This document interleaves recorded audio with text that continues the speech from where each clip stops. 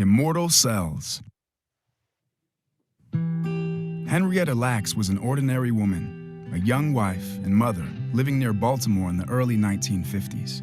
She tragically died of cancer at the age of 31, leaving behind 5 young children and also something extraordinary, her cells, which would transform modern medicine. Unbeknownst to her family, the doctors at Johns Hopkins Hospital had taken samples of Henrietta's cells during her cancer treatment. Most human cells can only survive a few days, but Henrietta's cells behaved differently.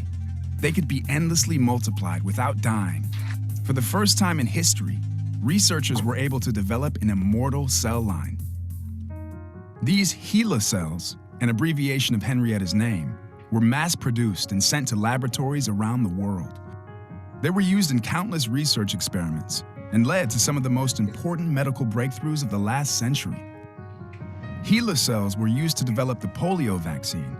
They were sent into space to test the effect of zero gravity. They were used to study the spread of salmonella, HIV, tuberculosis, and many other diseases. In fact, HeLa cells were known in every cell lab in the world, but almost no one knew their connection to Henrietta, including Henrietta's own family.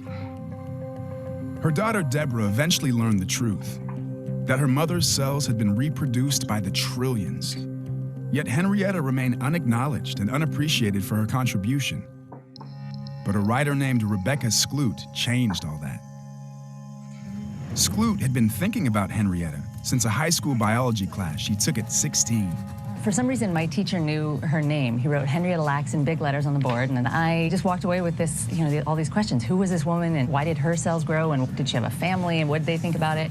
She went on to research and write The Immortal Life of Henrietta Lacks, which became a worldwide bestseller. Oprah Winfrey even made a movie based on the book.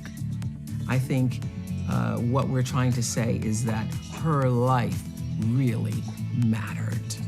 Now, Johns Hopkins School of Medicine holds conferences, exhibits, and events in Henrietta's name. Outreach Director Crystal Evans believes it's important to teach the community about the significance of Henrietta's cells. Our responsibility is to honor the legacy of Henrietta. We all feel like we're connected to this beautiful woman who we call the mother of medicine. Henrietta's family continues its mission to keep her legacy alive. Her grandchildren speak around the country, and her grandson David consults with scientists to help decide what his grandmother's cells are used for. Can't help but be proud of what it's done.